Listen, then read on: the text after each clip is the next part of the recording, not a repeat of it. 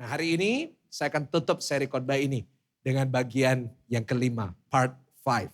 Kita buka 1 Tesalonika 5 ayat 23. Bantu saya baca 1, 2, 3. Semoga Allah damai sejahtera menguduskan kamu seluruhnya dan semoga apa?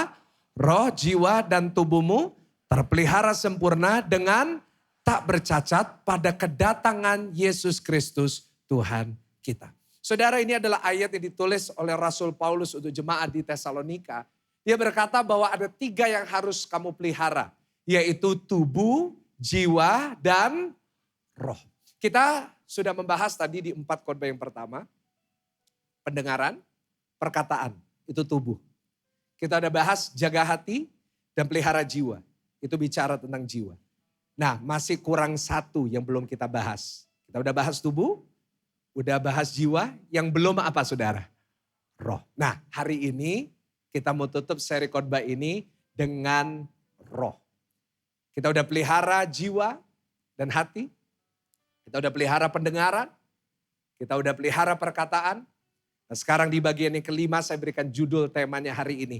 Yaitu memiliki roh yang terhubung dengan Tuhan. Ulangin sama-sama 1, 2, 3. Memiliki apa? Roh yang terhubung. Doa saya.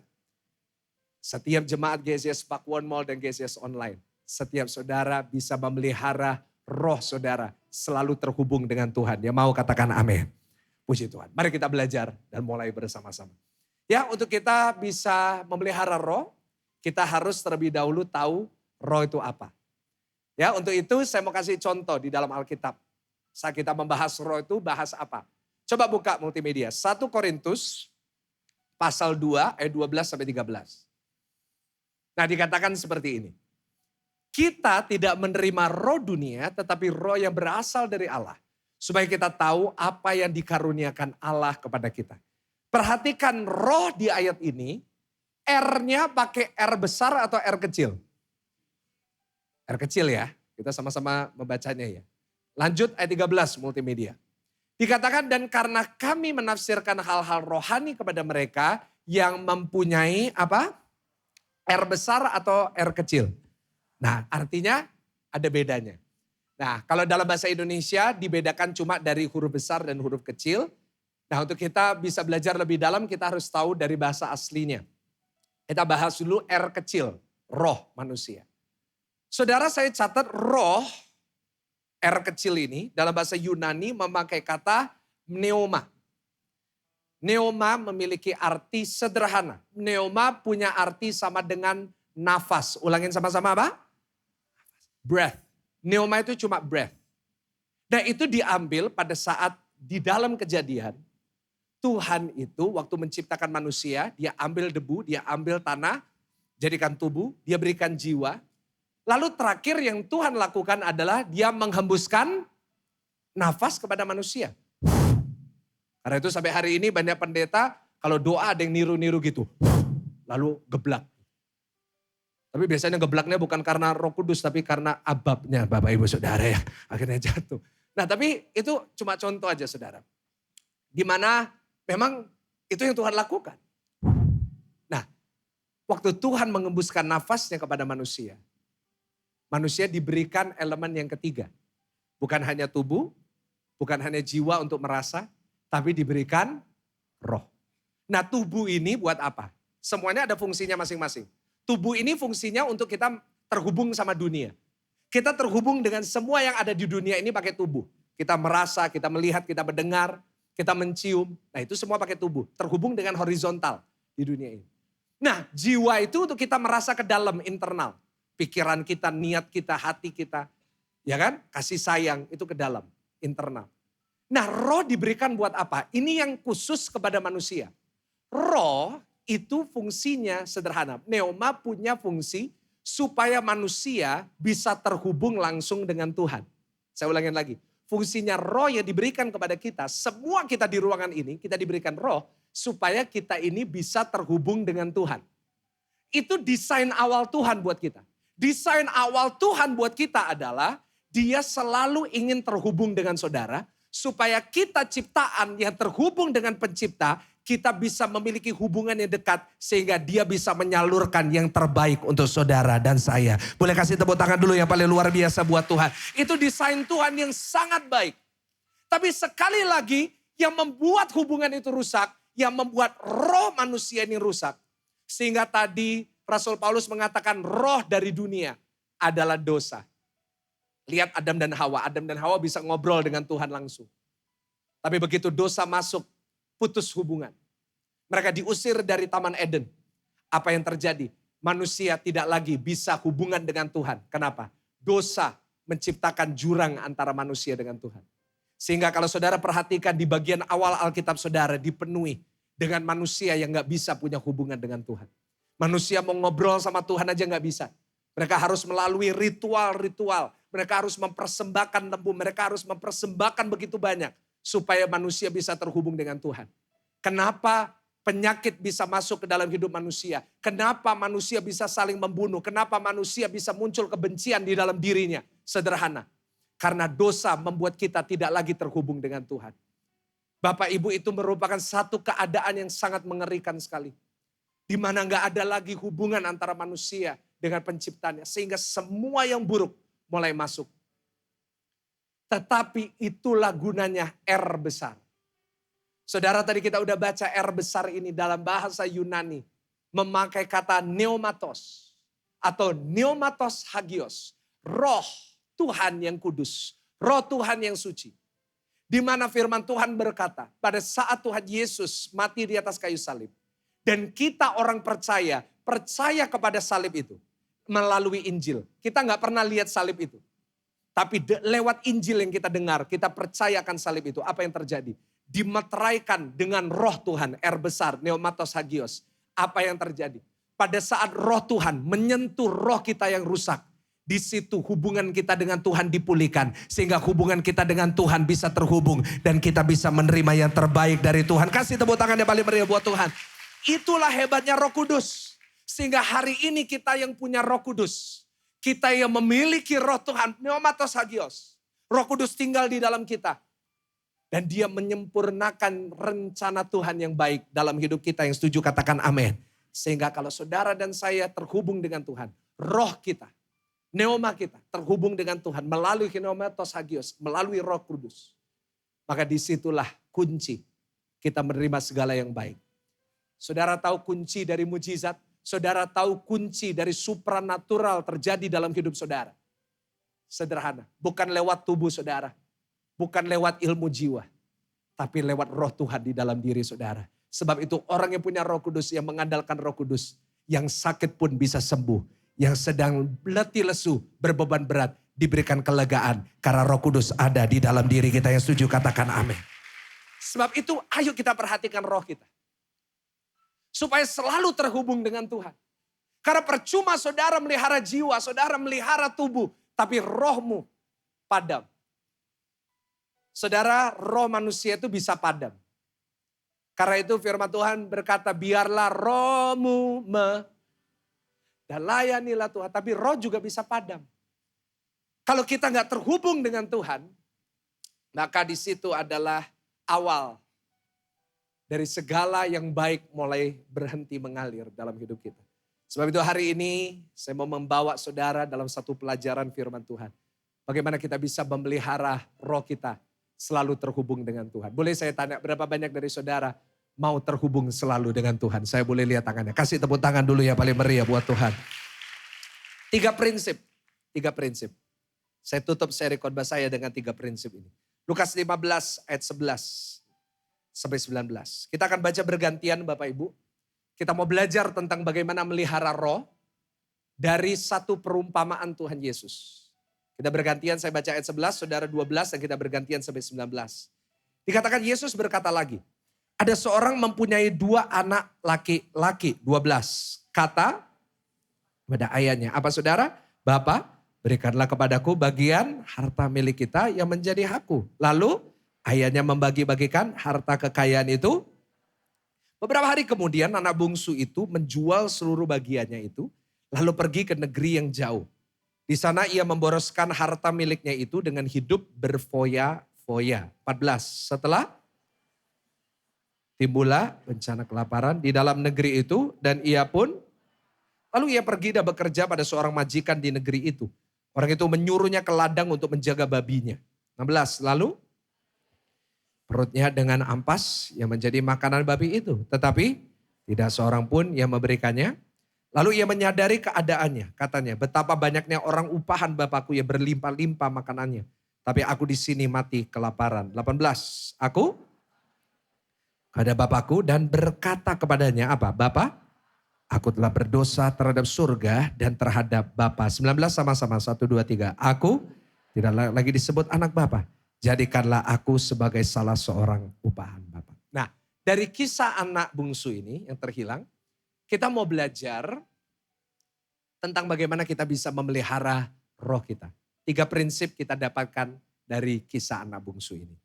Yang pertama, kita baca kembali di ayatnya yang ke-11 sampai 14.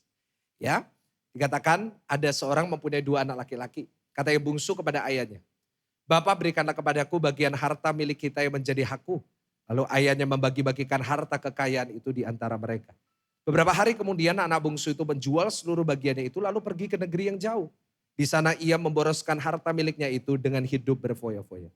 Setelah dihabiskan semuanya, timbullah bencana kelaparan di dalam negeri itu dan ia pun mulai melarat. Nah, kita stop di situ. Di sini diceritakan tentang seorang anak yang punya papa yang sangat baik.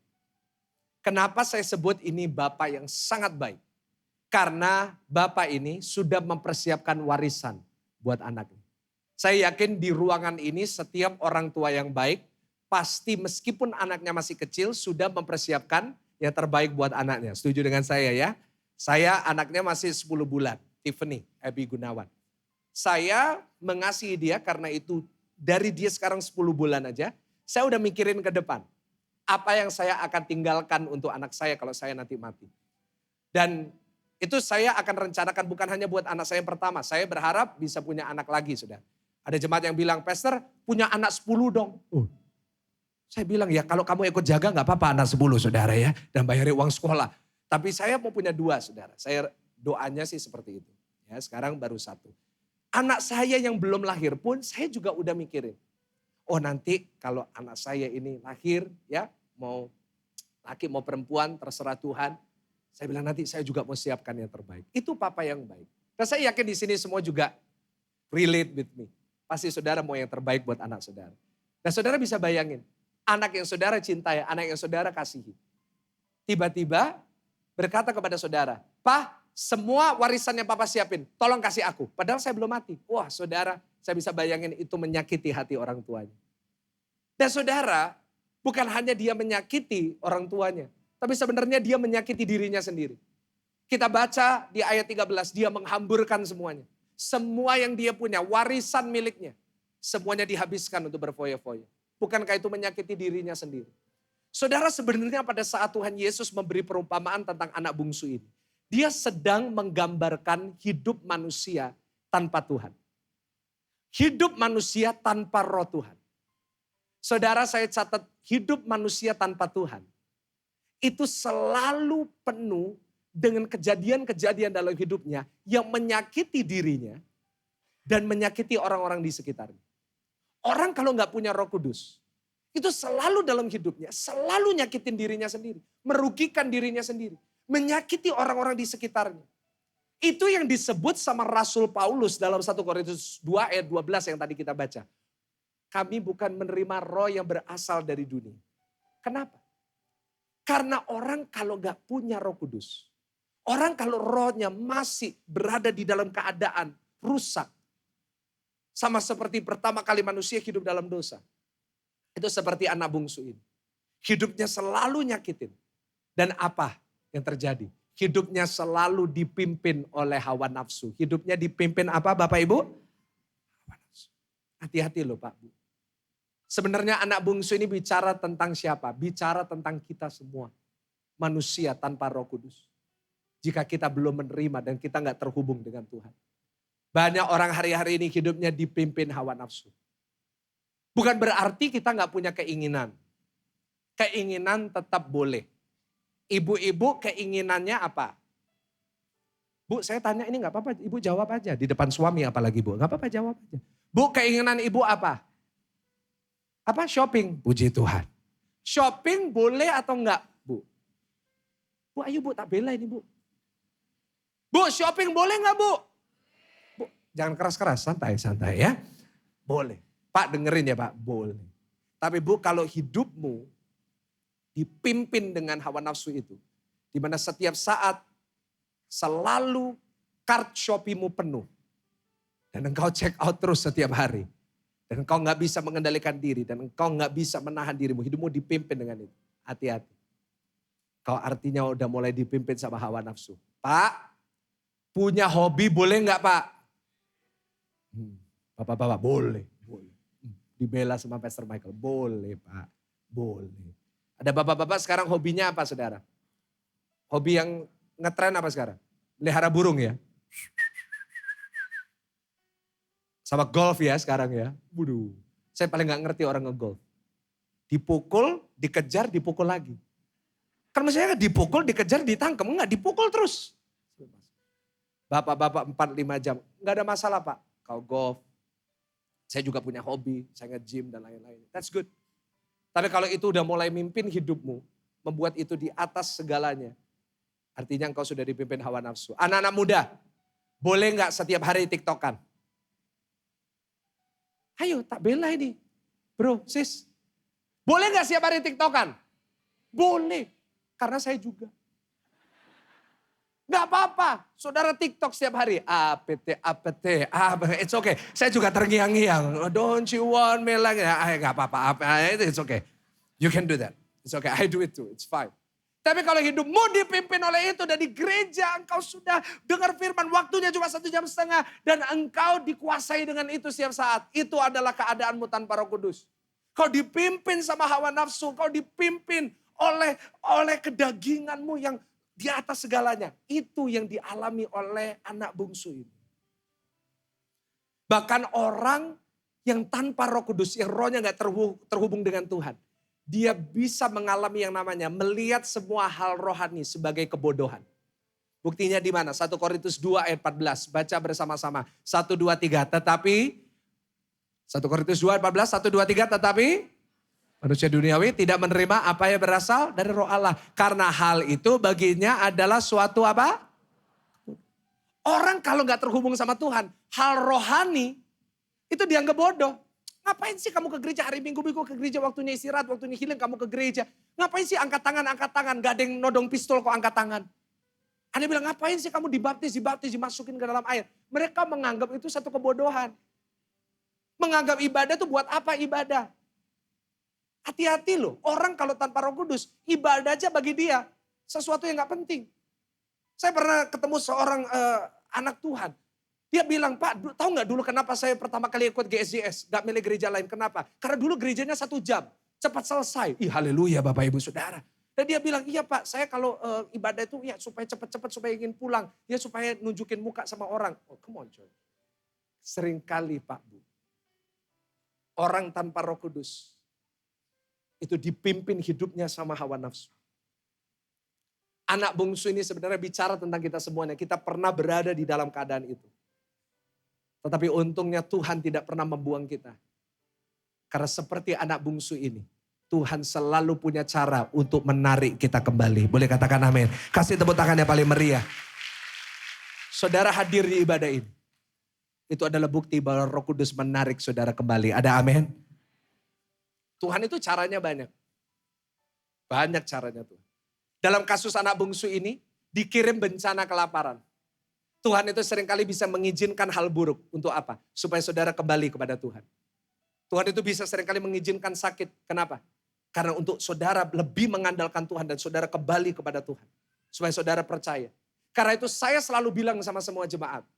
Ada ya yang dirinya udah percaya Tuhan, keluarganya belum. Saya selalu bilang, kamu gak usah maksa keluargamu datang ke gereja. Gak perlu maksa orang ke gereja. Karena firman Tuhan berkata, satu orang selamat seisi rumahnya selamat. Tuhan pasti punya cara untuk menarik dia percaya sama Tuhan. Boleh katakan amin. Jadi untuk orang itu percayalah Tuhan pasti. Nah itu terbukti kepada anak ini. Begitu Tuhan izinkan sesuatu, tarik dia kembali. Apa yang terjadi? Coba buka Lukas 15 ayat 17. Dikatakan, lalu ia apa saudara? Lalu ia apa? Menyadari keadaan. Senggol kanan kiri, sadar. Ditarik, sadar, disadarin. Itulah Tuhan kita. Kita yang punya roh, kita yang percaya kepada Tuhan. Roh Kudus selalu menyadarkan kita. Dia selalu menuntun kita.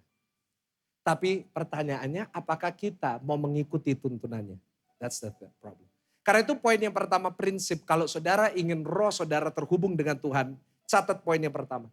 Saudara harus selalu mengikuti tuntunan Roh Kudus. Ulangi, 1, 2, 3. Selalu apa saudara? Mengikuti tuntunan Roh Kudus. Karena Roh Kudus itu bagi kita orang percaya. Roh Kudus itu selalu setiap hari akan berikan tuntunan kepada kita. But the problem is, Roh Kudus sering menyadarkan, tapi saya catat, tapi dia tidak pernah maksa. Roh Kudus itu lembut. Dia akan tuntun. Bahkan dia akan menyadarkan. Tapi dia gak pernah maksa, keputusan ada di tangan saudara.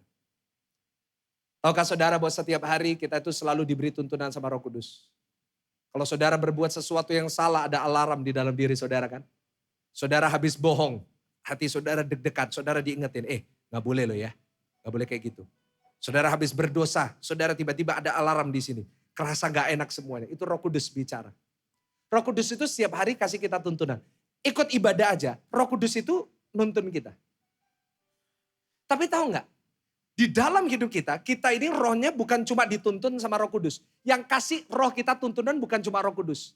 Yang kasih roh kita tuntunan juga hawa nafsu. Antara dua ini.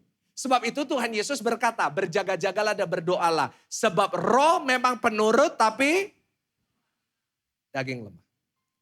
Karena setiap hari roh kita ini dituntun antara dua. Dan dua jalannya ini beda-beda. Keputusan kita setiap hari adalah apakah saya mau ikut tuntunan Roh Kudus atau saya mau ikut tuntunan hawa nafsu. Pilihan di tangan saudara. Seperti anak bungsu ini dikasih pilihan. Waktu dia sadar, dituntun sama Roh Kudus. Kamu pulang, jangan gini terus. Hidup benar, kamu kembali ke jalan yang benar. Tapi saya yakin di dalam hatinya ada tuntunan dari hawa nafsu. Buat apa sih kamu balik? Kamu balik gak ada gunanya. Kamu nanti malu, nanti kamu dibuang sama orang tuamu. Lihat. Dalam hati kita, setiap hari pikiran kita, roh kita. Ada dua yang selalu akan berikan tuntunan. Pertanyaannya, saudara mau ikut yang mana? Bapak Ibu, bedanya apa sih tuntunannya Roh Kudus dan tuntunan hawa nafsu? Saya catat gini. Tuntunan hawa nafsu itu selalu membawa kita kepada jalan yang nyaman. Tapi menyesatkan. Itu hawa nafsu. Hawa nafsu itu nyaman kita ikuti. Tetapi ujungnya pasti menyesatkan. Hawa nafsu selalu bilang, kamu tetap malas aja. Buat apa kamu kerja susah-susah? Buat apa kamu kerja keras? Gak perlu. Gak apa-apa kamu tetap jahat aja. Gak apa-apa kamu tetap dendam aja. Gak apa-apa kamu tetap suka dosa. Gak apa-apa kamu tetap membalas kejahatan dengan kejahatan. Hawa nafsu itu selalu setiap hari kasih tuntunan loh sama kita. Kita disuruh sama hawa nafsu, balas tuh. Dan memang lebih nyaman kalau kita ngikutin hawa nafsu. Karena yang namanya tuntunan Roh Kudus, saya catat, selalu tidak menyenangkan. Tetapi selalu menuju ke jalan yang benar. Yang setuju katakan amin. Pilihannya cuma dua. Sometimes we have to take the hard road, sometimes we have to take the high road. Kadang-kadang kita harus mengambil keputusan yang lebih berat. Kalau kita mau ikut tuntunan Roh Kudus. Contoh sederhana, kalau saudara diomongin orang. Kalau saudara sedang mengalami ketidakadilan dari orang. Jujur, saudara inginnya mengalah atau balas? Enggak apa-apa, saya gembala saudara. Jangan ada dusta di antara kita, enggak apa-apa. Saudara ingin balas atau saudara mau ngalah? Gitu juga ya guys ya saudara ya. Jujur, hawa nafsu berkata, balas. Kita diomongin orang, kepingin balas. Siapa suka diomongin orang? Gak ada. Orang ngomongin kita buat video tentang kita. GSJS, Michael Gunawan gitu. Banyak ngomongin, viral gitu. Diomongin di grup. Saudara jujur kalau hawa nafsu, inginnya bales. Inginnya, wah gak terima. Tetapi tuntunan Roh Kudus ngajarin, gak apa-apa. Ngalah aja, gak apa-apa. Diem aja. Saya yakin saat kita mengikuti hawa nafsu itu memang nyaman buat kita. Tapi ujungnya pasti gak baik, Pak. Percaya sama saya. Tapi kalau engkau ikut tuntunan Roh Kudus, mungkin sakit. Kau mengalah itu sakit. Engkau diam itu sakit. Engkau gak balas itu sakit. Tetapi ujungnya pasti ada kebaikan yang Tuhan sudah siapkan buat saudara. Boleh katakan amin yang setuju? Yes. Sesulit apapun hidup kita. Untuk taat. Sesulit apapun jalan yang harus kita tempuh untuk kita taat. Percayalah selalu menuju destinasi yang terbaik. Ada amin di tempat ini? Destinasinya. That's always the best. Yusuf. Saudara tahu Yusuf itu dihadapkan dengan dua tuntunan. Pada saat dia melihat Tante Poti sedang menggoda dia. Ada dua yang menuntun. Seperti kalau saudara nonton Tom and Jerry. Ada malaikat, ada iblis saudara. Hawa nafsu bilang, gak apa-apa gak ada yang lihat. Kalau dia mengikuti tuntunan hawa nafsu, dia lihat Tante Potifar dan dia lihat gak ada orang, apa yang dia lakukan? Dia bilang, Tante, biar kehendakmu yang jadi. Itu saudara, pasti. Tetapi tuntunan Roh Kudus berkata apa? Semua di rumah ini dipercayakan kepada aku, kecuali istrinya Potifar. Aku gak boleh menyentuh dia. Saudara yang mana yang lebih nyaman buat Yusuf? Tentunya saat dia mengikuti hawa nafsu. Tapi dia memilih jalan yang lebih sulit. Dia memilih untuk jujur, melarikan diri. Apa yang terjadi? Dia difitnah masuk ke dalam penjara. Kelihatannya gak baik, kelihatannya jalannya buruk. Tapi sebenarnya kalau kita lihat secara keseluruhan, itu sebenarnya jalan tol dia. Untuk dia menjadi Perdana Menteri. Boleh gak kasih tepuk tangan buat Tuhan yang luar biasa? Iya. Daud itu pada saat dia diurapi jadi raja. Dia tetap di rumah dan satu hari papanya bilang sama dia. Daud, tolong bawa roti ini, anterin ke kakak-kakakmu. Kan jadi gojek saudara kayak gitu. Disuruh kirim makanan. Kalau Daud mengikuti hawa nafsu dia akan bilang, Papa ini lupa. Aku ini diurapi sama Tuhan. Aku ini the next king of Israel. Kenapa Papa gak suruh yang namanya pembantu-pembantu ini? Untungnya dia ngikutin tuntunan Roh Kudus. Tuntunan Roh Kudus berkata, belajar rendah hati. Udah rendah hati aja, lakuin aja. Apa yang terjadi? Dia ambil roti itu. Dia bawa ke kakak-kakaknya di medan pertempuran. Apa yang terjadi? Pada saat dia sampai di medan pertempuran, dia baru tahu bahwa sebenarnya saat dia ikut tuntunan Roh Kudus, itu jalan tol untuk dia menghadapi Goliat. Dan itu yang membuat dia dipersiapkan jadi seorang raja. Kasih tepuk tangan sekali lagi yang paling luar biasa buat tuntunan Roh Kudus. Lihat, orang kalau selalu ngikutin tuntunan Roh Kudus, gak pernah salah. Ujungnya pasti kebaikan. Ada amin? Roh Kudus itu selalu bicara sama kita. Dia selalu taruh sesuatu dalam hati kita. Dan saya tahu saudara bisa merasakan buat semua kita. Kadang-kadang kita cuma gak mau nurut aja. Percaya dengan saya. The next time the Holy Spirit speaks to you. Berikutnya saat Roh Kudus berbicara kepada saudara. Saudara taat aja. Ikuti tuntunannya. Pasti saudara dibawa ke jalan yang terbaik. Ada amin? Saudara, bagaimana asal usul GSJS online? Yang sampai hari ini Tuhan berkati kita. Dengan begitu banyak orang yang kita berkati every single month, every single year. Saudara, itu dimulai live streaming kita jauh sebelum tahun 2024. Ceritanya adalah di Januari 2020, saya waktu itu sedang mempersiapkan untuk kita pindah ke tempat ini.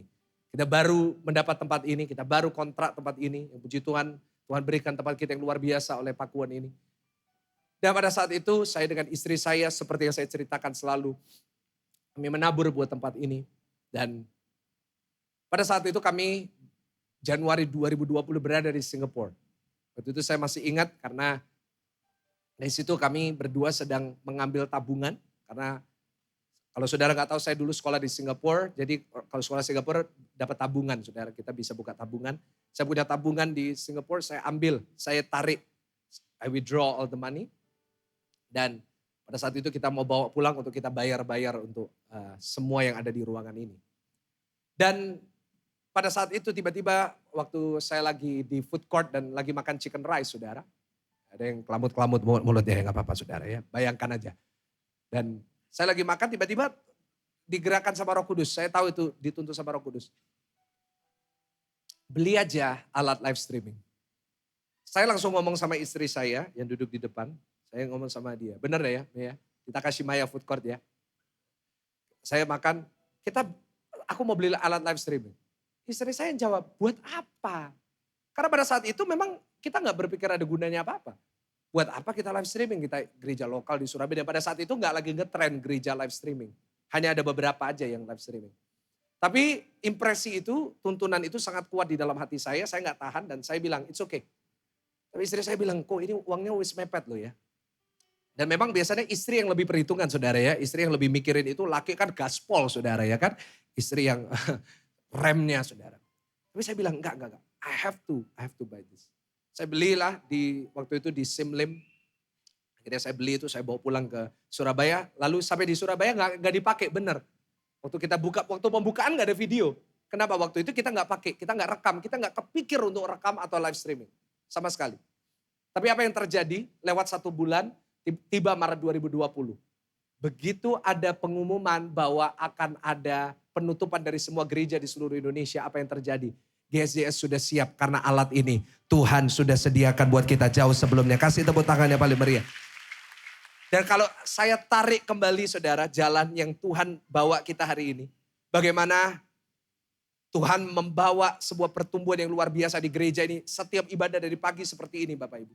Setiap minggu seperti ini. Kalau saya tarik kembali jalannya Tuhan. Semuanya dimulai pada saat saya taat dengan tuntunan Roh Kudus. Pada saat saya mau ngambil tempat ini jujur saya gak berani dulu. Saya gak berani untuk saya menyewa tempat ini. Karena terlalu mahal. Istri saya waktu saya ajak untuk tanda tangan kontrak. Dia lihat jumlahnya. Dia bilang kok ini M atau ember? Nah saya masih ingat dia ngomong gitu. Karena besar sekali. Tetapi kita ikut tuntunan Roh Kudus. Dan apa yang terjadi? Saat saya dan istri dan kami sebagai satu gereja. Kami ikut tuntunan dari Roh Kudus. Di situ Tuhan membawa kita ke jalan yang ujungnya sangat luar biasa dan menjadi berkat buat banyak orang. Bapak Ibu, let me tell you something. The Holy Spirit is never wrong. Roh Kudus gak pernah salah. Kalau dia tuntun saudara, pasti ke jalan yang terbaik. Ada amin? Puji Tuhan. Yang kedua sekarang Bapak Ibu, Lukas 15 ayat 18 sampai 19. Jadi yang pertama, supaya roh kita terhubung dengan Tuhan. Yang pertama kita catat harus mengikuti tuntunan dari Roh Kudus. Lukas 15 ayat 18 sampai 19. Dikatakan aku akan bangkit dan pergi kepada Bapakku. Puji Tuhan. Anak ini pada akhirnya dia mengikuti tuntunan Roh Kudus. Dia pulang ke rumah bapaknya. Tetapi dia berkata seperti ini. Aku akan berkata kepadanya. Bapa, aku telah berdosa terhadap surga dan terhadap Bapa. Boleh gak ayat 19 kita baca sama-sama? 1, 2, 3. Iya, aku tidak lagi disebut anak Bapa. Stop di situ. Ada kata ini. Aku tidak apa? Nah itu jadi masalahnya. Dia ikut tuntunan Roh Kudus sudah benar. Dia pulang. Tapi dia buat satu kesalahan. Yang dibuat banyak orang gereja. Yaitu ada perasaan ini. Aku tidak layak. Ada orang itu ke gereja. Tapi ngerasa gak dekat sama Tuhan. Kenapa? Saya dulu pelayanan. Tapi saya gak ngerasa dekat sama Tuhan. Kenapa? Karena saya merasa saya merasa kotor. Saya merasa gak layak. Ada orang sampai hari ini ngerasa gak layak di gereja. Aduh Pak saya gak layak. Aduh jangan Pak. Saya jangan dekat sama pendeta. Ada satu orang bilang sama saya. Pak saya jangan dekat-dekat sama Bapak. Loh kenapa? Saya kalau dekat pendeta tuh panas badan saya. Loh emangnya kenapa dekat sama pendeta panas? Kayak iblis aja saudara ya kan. Nah ada banyak orang ngerasa gak layak. Pak Tuhan itu gak mau dekat-dekat sama saya ini kotor. Akhirnya banyak orang ke gereja tapi gak punya hubungan sama Tuhan. Sama kayak anak ini kan. Anak ini berkata aku akan pulang.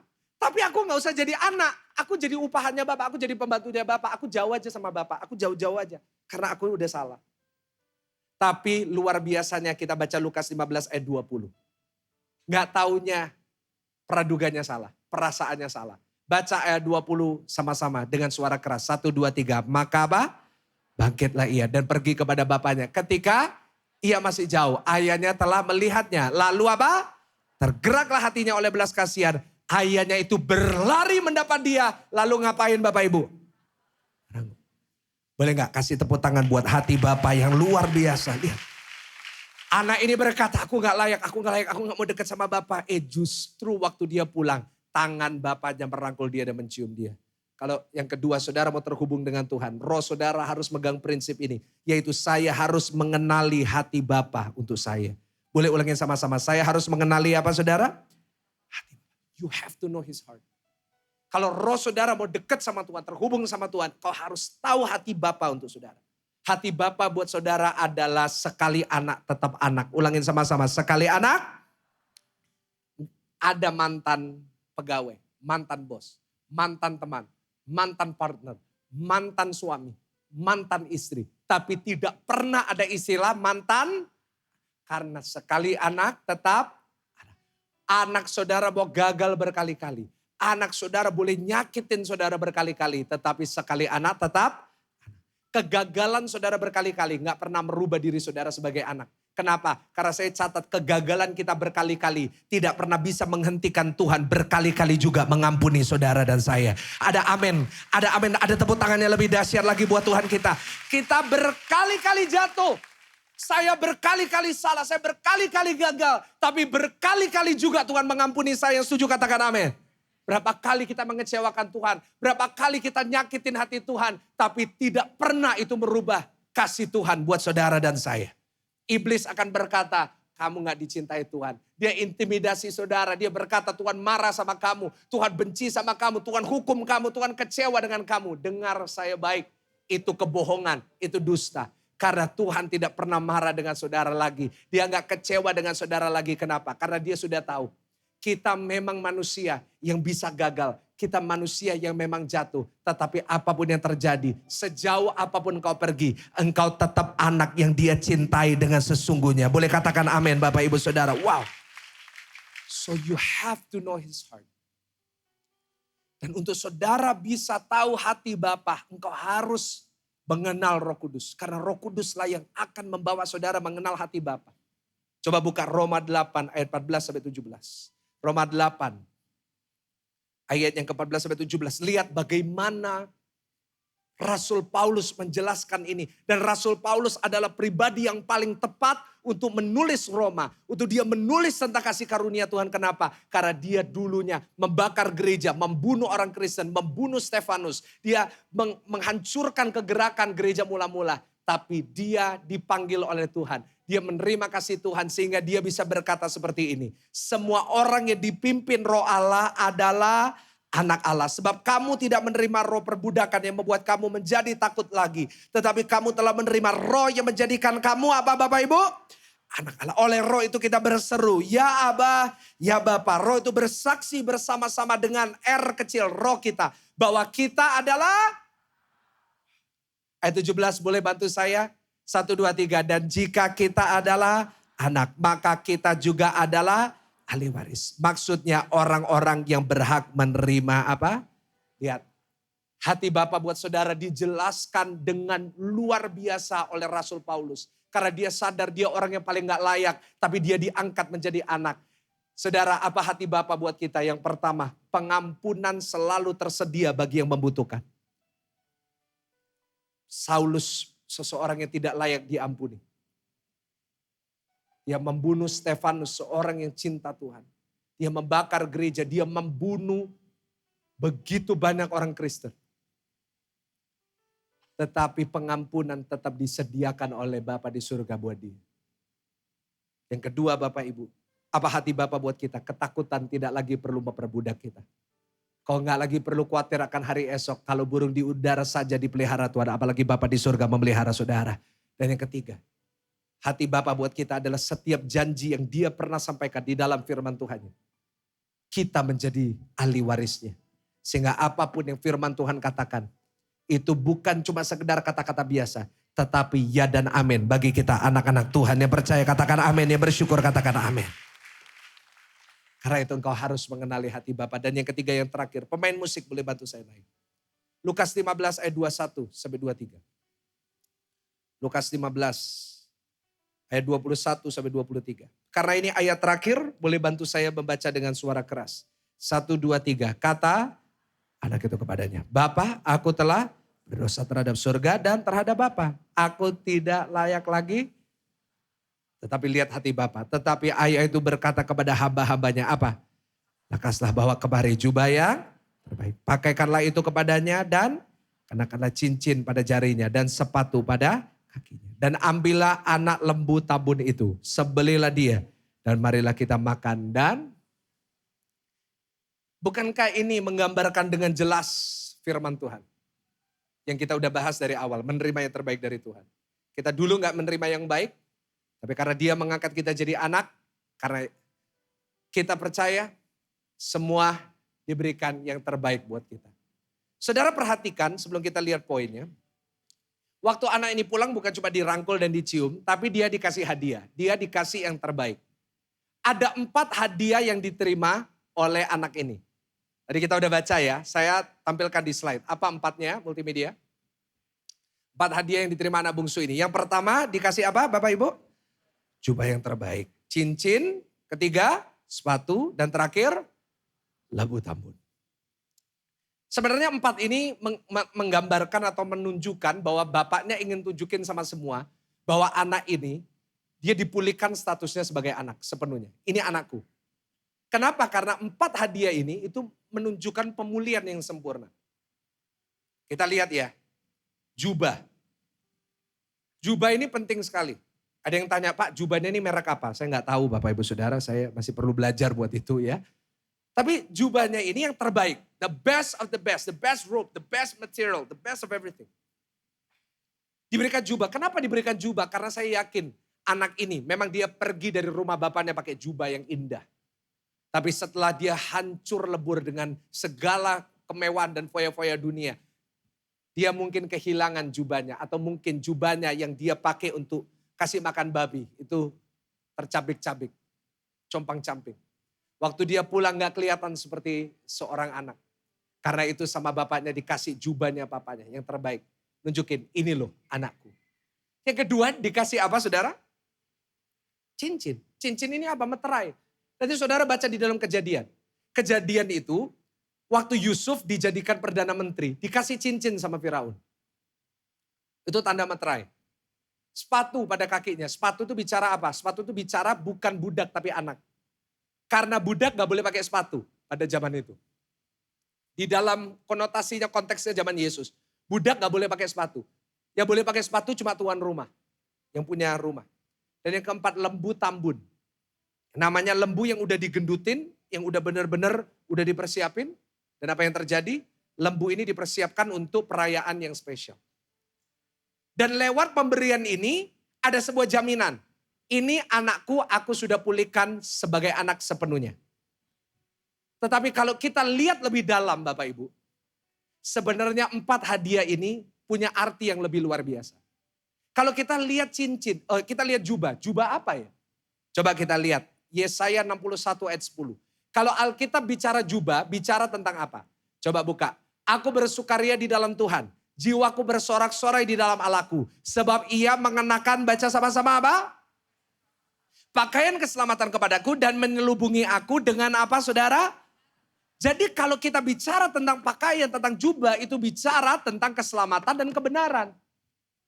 Saudara, yang kedua, cincin, meterai, yang memeteraikan bahwa dia punya kasihnya Tuhan. Bukti, ini loh aku dimeterai. Sepatu, kasut, bicara apa? Efesus 6 ayat 15. Efesus 6 ayat 15 berkata demikian. Kakimu berkasutkan, bersepatu kerelaan untuk memberitakan apa Bapak Ibu? Jadi bicara tentang Injil, damai sejahtera. Injil yang mendamaikan kita dengan Tuhan. Wah luar biasa. Dan lembu tambun apa? Yaitu satu binatang yang dikorbankan. Untuk sebuah perayaan yang besar seperti Paskah. Saudara sebenarnya 4 hadiah ini tertuju kepada satu pribadi. Dan nama pribadi itu, dia kebenaran dan hidup. Dia meterai kita. Dia selalu memberikan damai buat kita. Dan dia berkorban untuk dosa-dosa kita. Namanya siapa? Kasih tepuk tangan yang paling meriah buat Tuhan Yesus. Bangkit berdiri bersama-sama Bapak Ibu. Bangkit berdiri bersama-sama. Ini bicara tentang Yesus. Jadi Bapak Ibu, kalau yang pertama engkau ingin punya roh yang terhubung dengan Tuhan, catat baik-baik. Engkau harus mengikuti tuntunan dari Roh Kudus. Dan yang kedua, engkau harus mengenal hati Bapa. Dan yang ketiga yang tidak kalah penting adalah prinsip kita kalau kita mau terhubung dengan Tuhan adalah peganglah prinsip sekali Yesus tetap Yesus selama-lamanya. Boleh katakan amin? Sama-sama katakan sekali Yesus. Karena di saat kita menerima Yesus, Dia yang memulihkan segala sesuatu dalam hidup kita. Saat kita menerima Yesus, Dia yang memulihkan status kita jadi anak. Saat kita menerima Tuhan Yesus, Dia yang mengembalikan semua yang baik. Bahkan ini menurut saya adalah penutup yang sempurna untuk seri khotbah ini. Kita boleh jaga jiwa kita boleh jaga tubuh kita, hati kita boleh lakukan usaha manusia. Untuk kita menjaga diri kita. Tapi kita berkali-kali kita bisa gagal. Tapi kalau kita punya Yesus, Dia adalah jaminan bagi kita. Bahwa berkali-kali kita gagal, berkali-kali juga Tuhan tetap menolong kita dan selalu punya cara untuk menolong saudara. So that's why I love this thing. I love this. Saya akan tutup dengan satu quote, yaitu Jesus plus nothing is better than everything minus Jesus. Ini yang saya selalu pegang. Saya boleh kehilangan segalanya dalam hidup ini. Saya hari ini belajar untuk tidak pernah takut kehilangan apapun dalam hidup saya. Tetapi saya yang penting saya punya Yesus. Karena saat saya gak punya apa-apa tapi saya punya Yesus, itu lebih baik daripada saya punya segalanya tanpa Yesus. Karena saat saya punya segala yang dunia bisa tawarkan kepada saya pun juga bisa tetap tersesat, saya pun juga bisa tetap hancur seperti anak yang terhilang ini. Tapi saat saya punya Yesus, meskipun hari ini saya gak punya apa-apa, Dia pribadi yang sanggup mengubah hidup kita. Tuhan Yesus sanggup mengubah hidupmu kawan. Dia selalu menjadi pribadi yang indah. Jangan pernah kau lepaskan Dia. Jangan pernah kau lepaskan Yesus dalam hidupmu Bapak Ibu. Jangan pernah kau lepaskan Dia hanya karena uang. Jangan pernah kau lepaskan Dia hanya karena jabatan. Jangan pernah kau lepaskan Dia demi apapun. Sebab Dia sudah mengorbankan segala yang Dia miliki. Supaya kita menerima selalu yang terbaik dari Tuhan. Sekali lagi buat Yesus kasih tepuk tangan.